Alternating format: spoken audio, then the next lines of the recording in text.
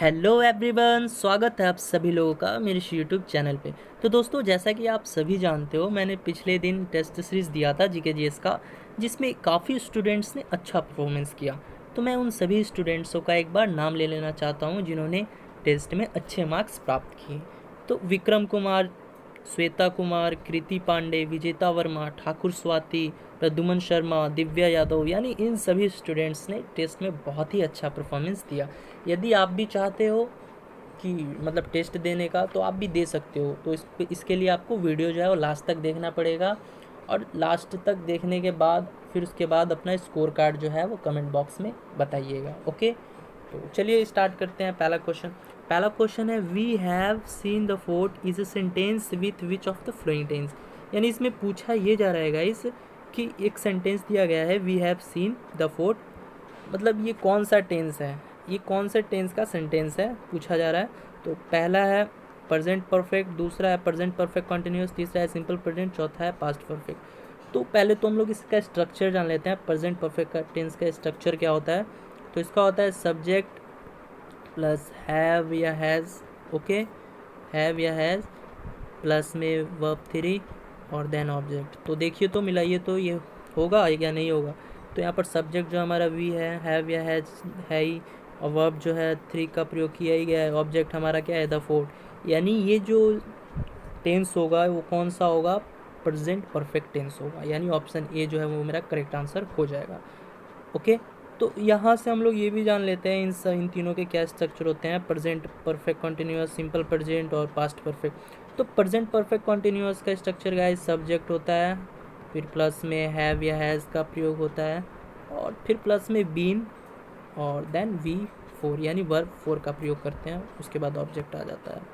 Okay, और since या four का प्रयोग भी इसी हम लोग टेंस में करते हैं। ओके, अब देख लेते हैं सिंपल प्रेजेंट, इसका क्या स्ट्रक्चर होता है। तो इसका होता है सब्जेक्ट प्लस वर्ब वन या verb five plus object. Okay, और लास्ट जो है पास्ट परफेक्ट, इसका क्या स्ट्रक्चर होता है। तो सब्जेक्ट प्लस में हैड प्लस में बी थ्री और प्लस में ऑब्जेक्ट। ओके, तो बहुत ही ईजी क्वेश्चन था। तो ऑप्शन ए जो रहेगा वो हमारा राइट आंसर रहेगा। चलिए देखते हैं सेकंड क्वेश्चन।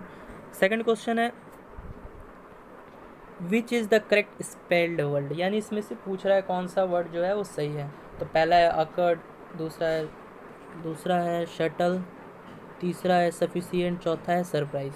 तो गाइज यहाँ पर देखिए, शटल तो होगा नहीं, ये तो इनकरेक्ट है। कैसे इनकरेक्ट है, इसको इस तरह लिखा जाता है SUBTLE, शटल।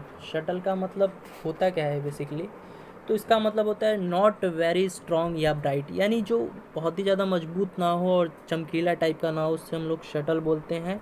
ओके, तो ये तो होगा नहीं। अब मैं बात करूँ सफिशिएंट, तो सफिशिएंट भी नहीं लिखा जाता है इस तरह। सफिशिएंट ऐसे लिखा जाता है SUFFICIENT। सफिशिएंट का मतलब क्या होता है, as much as it necessary, यानी मतलब पर्याप्त मात्रा में हो, इनफ हो, उसको सफिशिएंट बोलते हैं।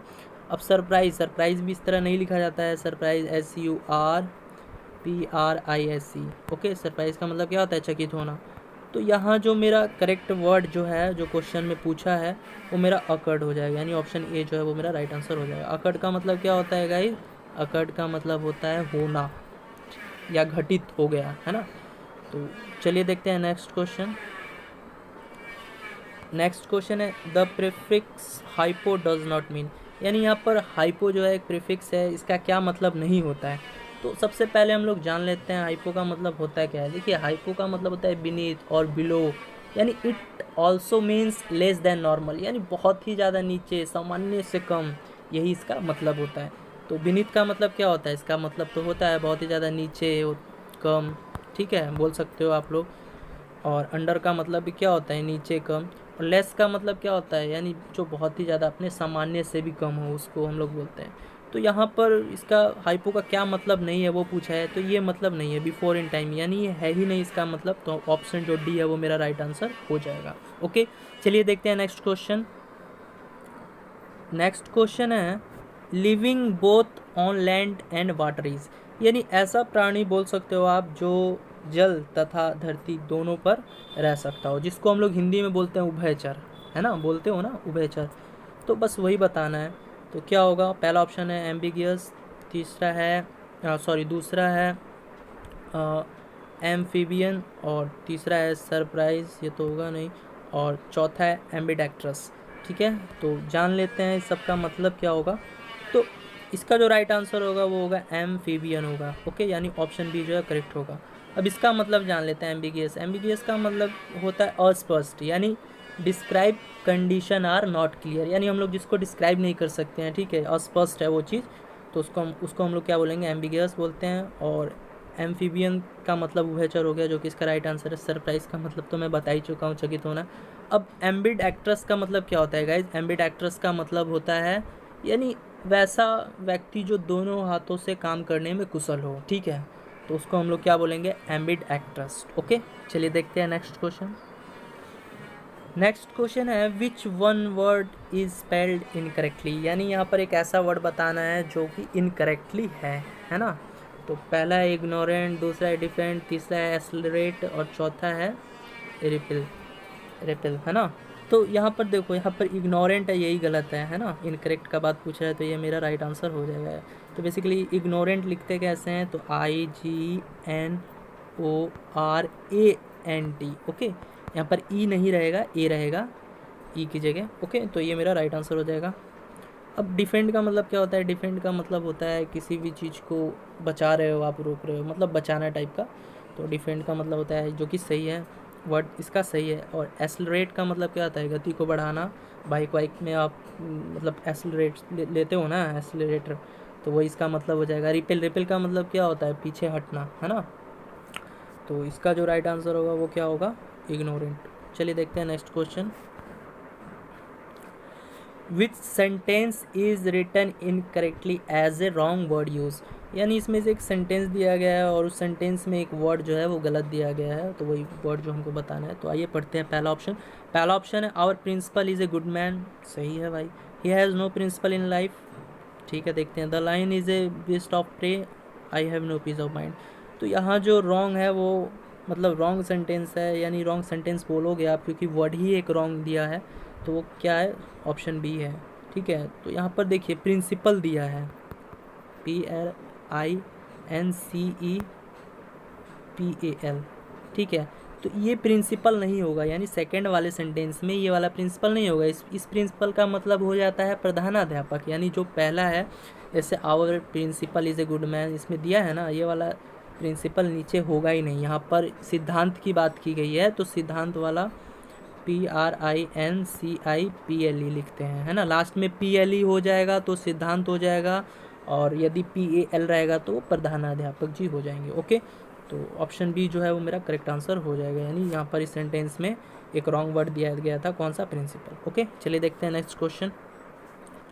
नेक्स्ट क्वेश्चन है टू ईट द हम्बल पाई, ये एक इडियम एंड फ्रेज है, ठीक है। इसका मतलब क्या होता है, तो आइए देख लेते हैं। To apologise, to eat cheap sweet, to eat less, to eat more. तो इसका मतलब गाइज होता क्या है, आप लोग जान लीजिए। इसका मतलब होता है किसी बात के लिए क्षमा याचना करना, ठीक है। किसका मतलब? एप्लोजाइज का मतलब। ओके, तो टू इट द हम्बल पाई का मतलब हो जाएगा टू एप्लोजाइज। ओके, तो ऑप्शन ए जो है वो मेरा करेक्ट आंसर हो जाएगा। चलिए देखते हैं नेक्स्ट क्वेश्चन। नेक्स्ट क्वेश्चन है द एंटोनिम्स ऑफ फिकलिस, फिकल का जो एंटो होता है, एंटोनिम्स होता है, वो क्या होता है वो पूछ रहा है। तो फिकल का मतलब होता है गाइज जो कि बहुत ही ज़्यादा चंचल हो, है ना, अनस्टेबल हो, जो एक जगह स्टेबल नहीं रहता है, चंचल टाइप का है, घूमता फिरता रहता है, मतलब उस टाइप का, ठीक है। तो इसका एंटोनिम्स यानी इसका विलोम शब्द पूछा है, हिंदी में आप लोग बोल सकते हो क्या होगा। तो फाइनल तो होगा नहीं, फाइनल का मतलब क्या होता है? फाइनल का मतलब अंतिम होता है। कांस्टेंट, जी हाँ, कांस्टेंट हो जाएगा। कांस्टेंट का मतलब क्या होता है? जो एकदम स्थिर हो। और यहाँ पर जो फिकल है वो क्या है? अनस्टेबल है, अस्थिर है, तो ये इसका राइट आंसर हो जाएगा। अब फैमिलियर का मतलब क्या होता है? फैमिलियर का मतलब होता है जो कि बहुत ही ज़्यादा मतलब परिचित हो, उसको फैमिलियर बोलते हैं। फुल का मतलब तो पता ही आप लोग को, पूरा होता है। ओके, चलिए देखते हैं नेक्स्ट क्वेश्चन। नेक्स्ट क्वेश्चन है the young one is God is called, है ना।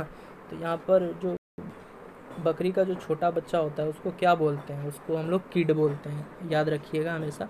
तो ऑप्शन में भी ऑप्शन दिया था किड, पप, कब और कॉफ, ठीक है। तो यहाँ पर देखिए पप का मतलब तो पिल्ला होता है, आप लोग को पता ही है ना, पिल्ला होता है। काफ, काफ का मतलब क्या होता है, जो गाय का बछड़ा होता है उसे हम लोग काफ बोलते हैं, है ना। और कब का मतलब क्या होता है, जो पशु शावक होते हैं ना, उसको बोलते हैं कब। तो यहाँ जो राइट आंसर होगा, the young one is got is called, क्या होगा, किड। ओके, तो किड जो है वो हमारा राइट आंसर हो जाएगा। चलिए देखते हैं नेक्स्ट क्वेश्चन। नेक्स्ट क्वेश्चन है, the place where eagles live is called, यानी ऐसे स्थान को क्या कहते हैं जहाँ पर ईगल्स जो हैं वो रहते हैं। तो पहला है होल, होल तो होगा नहीं, होल का मतलब क्या होता है, छेद, सुराख, इस टाइप का होता है, ठीक है।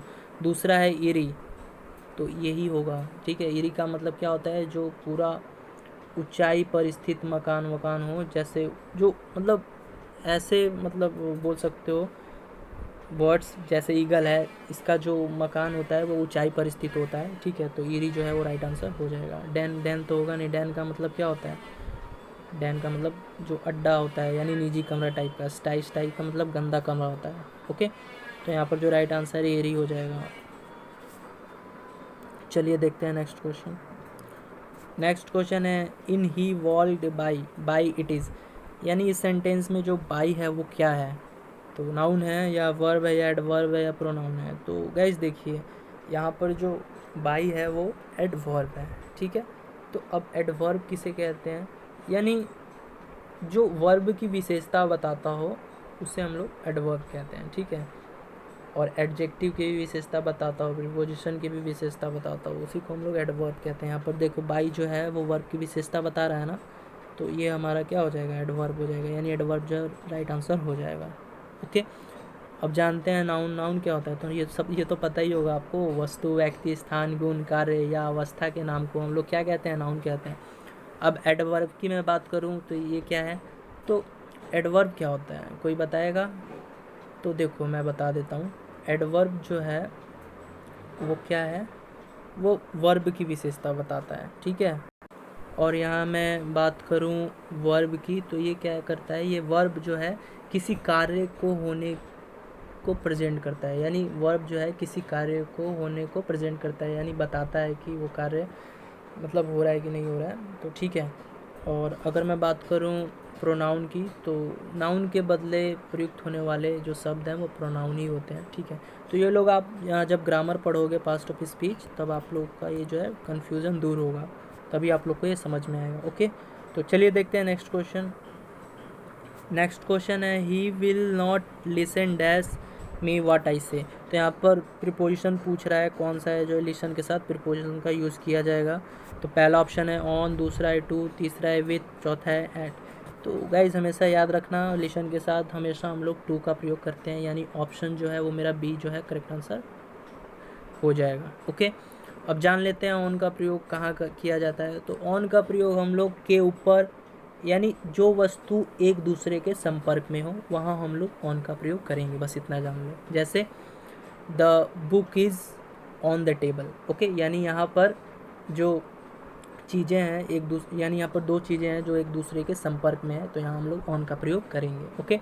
अब जान लेते हैं ऑन का तो जान लिया, विथ का प्रयोग कहाँ किया जाता है, यानी विथ का मतलब होता है के साथ। जैसे आई एम विथ यू, जैसे आई एम डैश यू, तो यहाँ पर किस चीज़ का प्रयोग होगा, यहाँ पर विथ का प्रयोग होगा ना, विथ, तो यहाँ पर विथ का प्रयोग हो जाएगा। अब एट के बारे में जान लेते हैं कुछ, यानी एट का प्रयोग हम लोग छोटे से स्थान के लिए करते हैं, ठीक है। जैसे अगर मैं बोलूँ, जैसे राम लिव्स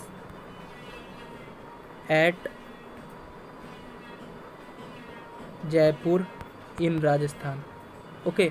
तो यहाँ पर देखो, यहाँ पर जो एट है, ये जयपुर जो छोटे से स्थान के लिए एट का प्रयोग किया गया है, और राजस्थान जो है वो बड़ा स्थान है, इसीलिए यहाँ पर इनका प्रयोग किया गया है। बस इतना आप लोग जान लीजिए, ओके। यदि आप लोग को ये वीडियो पसंद आई हो तो प्लीज़ इस वीडियो को लाइक कर दीजिएगा, ओके। Thank you.